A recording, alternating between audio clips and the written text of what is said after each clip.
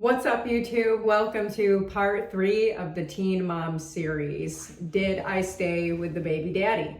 No, I did not, and I will tell you why. So before I tell you why I ultimately didn't stay with Gabby's father, let me give you a little bit of the history. So when I first met her father, his name's Cleverton, he is from Brazil. I knew his older brother. We had to go pick him up one night. He needed a ride. He was out partying with friends. It was his 21st birthday, okay? So I met him the night of his 21st birthday. I was 16 years old at the time, okay? And so, like I said, we hit it off, all of that. So I found out later, like when I already had gotten pregnant, through the grapevine, we all had, similar friends and whatever. Everybody knows everybody in a small town. I found out that he was using drugs. He was specifically not just using cocaine, like he drank, he smoked weed, but he was starting to smoke like crack out of a pipe. I never did hard drugs or anything, so that took me by surprise. I had no idea how to handle that. Him and I had a good relationship otherwise, so that was pretty tough to handle. Especially throughout the duration of the pregnancy, just dealing with his inconsistent behaviors and things like that. So her father and I stayed together for about 8 months. So it was around Gabby's 8-month mark, the year she was born, is when we officially split and broke up. So during the first 8 months that she was born, we were still together, we were living together. And like I had mentioned previously, he was very excited. He actually threw a baby shower for our daughter, and he cooked. So he actually taught me quite a bit about cooking authentic Brazilian food. So he cooked all these, foods, specifically that I love the most. He cooked these little coxinhas, and it was this, I think they made it with cornstarch. It was like a dough type thing. It was like this big cone-shaped shredded chicken and I think cheese and maybe cream cheese. I don't know. And then you bake them. They were so good. But he made those, his whole Brazilian community of friends came over. It was at my mom's place. So he threw a whole party. He bought cigars for all of his friends. We had a party for her, right? A baby shower. He also got a crib, it was a $5,000 crib that was imported from Italy for my daughter. So he was excited. So the reason we split though is because he had a drug problem. So my father offered to help him out with saving money. He knew eventually that he had a drug problem, and he tried to help him out. He said, you know what, why don't you give me your paychecks every week and I'll give you some money to spend, and then keep it with me, we save it. And if you can show me that you can save some money, I will invest in you and I will help you start your own landscaping business. I'll get you all the tools, machines, the truck, the trailer. I'll even help you find reliable men unless you have friends, whatever. He agreed to help. My dad's an entrepreneur, so he wanted to help Cleverton out. He wanted to help him out. So he was, for a period of time, my father was saving his money for him. But the one thing my dad didn't do was keep the money from him if he asked for it back. So he would eventually start asking him for the money back. And that's because he had an addiction issue he was battling. So my dad would go and give him the money back because he agreed with him, I'll hold it for you, but if you ask me for it back and you can't prove that you're saving the money, then I'm not going to invest in a landscaping business for you. So it ultimately he did not successfully save the money. Throughout the pregnancy, he was helpful sometimes, but sometimes he would disappear. And he'd disappear because he would be out with other friends and people that were using. So that was pretty difficult because when he was around, he was sweet, he was helpful, he was good, and he'd even help feed, my daughter, and we'd take turns in the middle of the night. So he wasn't, I wouldn't say he was completely absent or anything like that, but he would kind of disappear sometimes and wouldn't answer the phone for a few hours. So it was pretty inconsistent, and that was just something that I was struggling with quite a bit in the relationship. Of course, even at that age, any mother would have been struggling with that, and so that was pretty tough. So what we ended up doing was we toured a inpatient rehab facility, and I went with him and supported him through that. And I even helped him with some of the research and the documentation, to kind of get him going into that rehab program. So we found out that social services would pay for a 28-day detox program for him, and we didn't get that far to figure out what would happen after that, but I believe they would have also paid for something more long-term if he needed it. We went there, we took a tour of the facility. He's like, I'm going to give it some thought. He didn't agree to do it with this facility. He said, we're just touring places. Right. So ultimately, like, it didn't take him long to reject it, but within a day or so, he's like, oh, I'm not doing that. That's going to feel like jail. He goes, I refuse. You know, he just flat out refused to want to help himself and put himself in that rehab. So he really tried to maintain control over himself. And I think the thought of relinquishing his control really made him nervous. So he's like, no, I'm going to try and do it on my own. So he did. There were periods of time he tried to stop using for 3, even 4 weeks, and he'd be good. It would be a very different version of himself, in fact. But then he would just like cave. One time that I went out of my way to do the research, schedule an appointment for the tour at the rehab for Gabby's dad, and watching his reaction to that and the outcome not being successful with the rehab, and also with my father trying to help him out. So those two key points alone, much less the inconsistent behavior patterns, were enough for me to make the decision to leave Connecticut in general and just go on my own with Gabby. So I gave her father a heads up on this, and I said, you know what, I think we're gonna break up. You know, I have to break up with you. You know, not I think, I already thought it through. And you know, we have to break up because I have to take care of Gabby.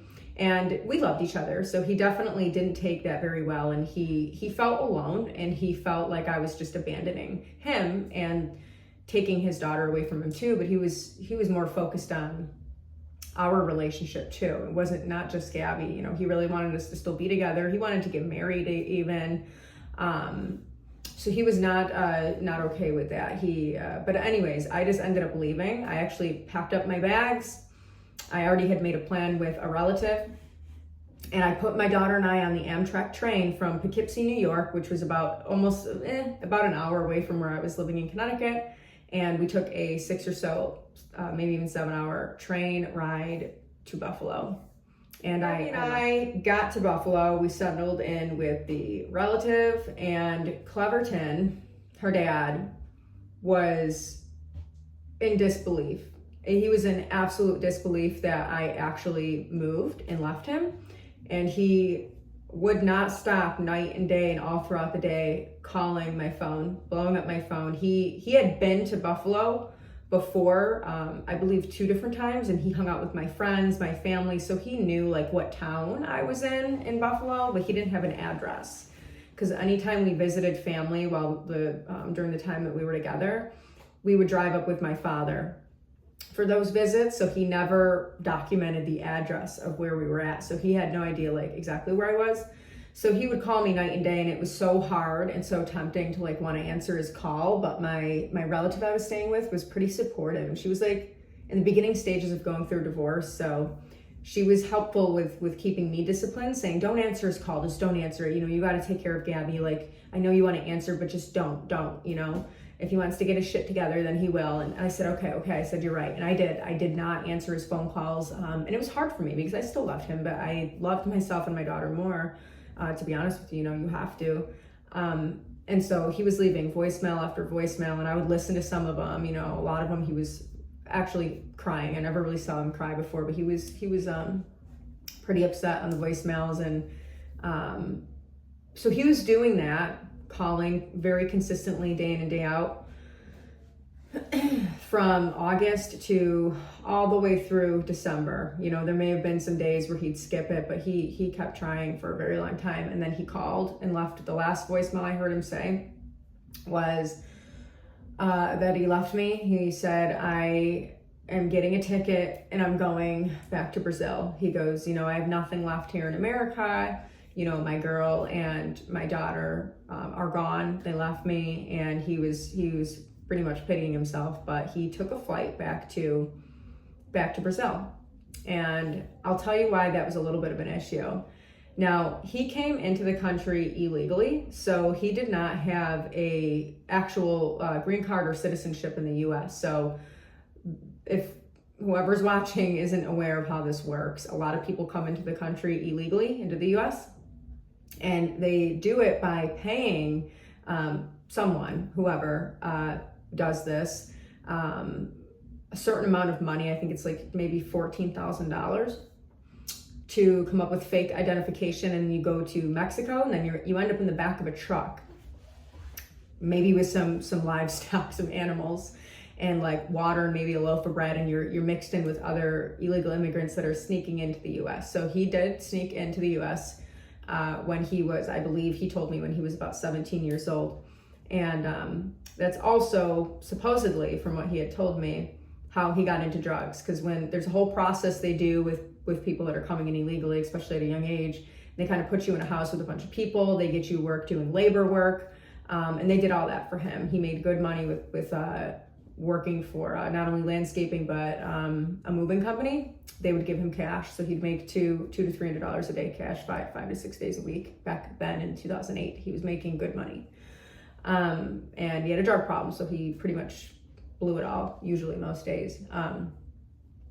So yeah, he did that, and after working so many long hours and doing this whole traumatic experience of sneaking into the country, they want to go out and kind of relax, maybe have a few drinks, and maybe they haven't had sex in a while, so maybe they want to find some girls to hook up with or something like that. So they know that a lot of the girls, especially desirable ones, might be using cocaine. So they'll get you connected with people that have, oh, I shook my table. They'll get them connected with people who are selling drugs and might have connections with like girls, women, friends, whatever, especially at 17, 18, 19, 20, early 20s, even, going throughout 20s, 30s, that age range. And so he basically was using coke to party here and there, and then he got wrapped up into crack. Did I ever talk to Gabby's dad when he went back to Brazil and while I was in Buffalo, working, going to college eventually, and all of that? Yes. Every once in a while, I would talk to him and Gabby would FaceTime together. So I never had any hard feelings. In the beginning, from that August to December 2009 timeframe, I didn't talk to him. I had to kind of get my stuff together and let him get back to Brazil and whatever. But long story short, I never said anything negative about him to Gabby, and I still kept in touch with him because I knew that we were young. I knew that we had a connection together, and I made a very tough decision for the protection of me and my daughter. And his problem wasn't my responsibility. So I had to kind of part ways with him to take on, Gabby, and then growing up and developing myself as well at the same time, simultaneously, okay? And so I still did keep in touch with him because I didn't have any hard feelings against him. I understood that he got wrapped up into the wrong, crowd of people, and that was it. So he FaceTimed with Gabby throughout the course of time, throughout her entire adolescence while he was in Brazil. And we would also stay in touch with his family as well. And he has a sister that lives in the same town that my family lives in. So we would eventually go and visit with his sister and her kids, so Gabby's cousins. So Gabby's dad was, aside from his drug problem, he was a sweet guy. He was always helping all of his friends. He would help around our house. He'd cook. He taught me quite a bit about that. And he really loved Gabby a lot, and he wanted us to be a family. So this hit him really hard, and it was hard for me to watch, but I didn't, there was nothing much that I can say about it. We were young, and he had a problem that I couldn't help him with. But at least every year, and throughout the course of time while we were FaceTiming him, he always offered to pay for our tickets and host us at his mother's place in Brazil. He is from Minas Gerais, Sobralia in Brazil. So specifically where he was from was a little bit more like of a rural area, but he was raised well in a good home. He went to a private school. His family at one point in time owned like a grocery store. They sold gasoline and things like that. So he was raised pretty well. He had some siblings out there and things like that. So he had a nice home out in Brazil, and they offered to pay for our tickets and host us out there every year, her entire life. They offered to have us go there. Anytime I tell that to friends and people, they're like, girl, why didn't you go to Brazil? That's beautiful. Everybody he loves the idea of going to Brazil and whatever. And I'm like, no, it was so tough having her at a young age and having to juggle work and school and everything, plus the marriage, and then taking on my ex-husband's daughter and everything that came on in between that. I just did not have time to go out of the country to a place like Brazil on a 13-hour, I think it is, something like that, flight one way and back. And when I was in college, I was going to school year round, so I'd go every fall, spring, and summer semester. Plus I worked full time, and majority of the time I not only was pretty active in my church, like 3 times a week in Bible studies and all kinds of stuff, but I also worked part-time. So I was like pretty busy, and I had like a lot on my plate. I had a lot of obligations and things to do, and I was stretched so thin and had something booked on my calendar for 12, 24 months out. So I never had extra time to just go on a vacation or just go out of town, especially a situation like this with her father. So I never accepted the offer to go out. Stay with the baby daddy? Now, I'll tell you what, I personally think no. If you have to ask the question, should you or should you not, you probably already have the answer, because if you're not confident in the answer and you're content in the relationship, the answer is probably no. And another reason to that, if you're a teen mom wondering if you should stay with them, you guys are so young and still developing that neither one of you are going to be like stable enough to be together, because you're growing and you're developing, and you had an unplanned pregnancy, okay? So it's probably not a good idea because both of you would need to figure your lives out and establish yourselves first, and it's just going to be too toxic. It's a rarity that it wouldn't be, so it's better that you go off on your own and be independent. I can tell you I have 0 regrets with doing that. I love my kid's dad. We had a good relationship. We had a good, we had a good go, but he just had that problem. So it's not your problem. It's not your problem. You have to, focus on yourself first, and especially your children or your child, if you have a kid, especially at that age. So I would personally not recommend staying, especially if you're not married. I wouldn't rush into the marriage either. I did that once before and that didn't work out either, so I would not recommend. Thank you for watching this video. If you are not sure if you should stay with the baby dad or not, I would vote no. Decision is ultimately yours, but more than 9 times out of 10, it doesn't work out. It's too toxic. You're both figuring your lives out. You're young, especially when you're a teen mom. If you have to ask the question if you should, you probably shouldn't. So that's my advice there with that. You need to focus on yourself, focus on, the child that you're about to have, or if you already have other kids and you're dealing with, a different baby dad or anything like that, definitely just focus on yourself is my best advice to you. If you're in this situation and you might not have anywhere to go, you might end up in a homeless shelter, you're thinking about going there, check out my other YouTube video, Teen Mom in a Homeless Shelter.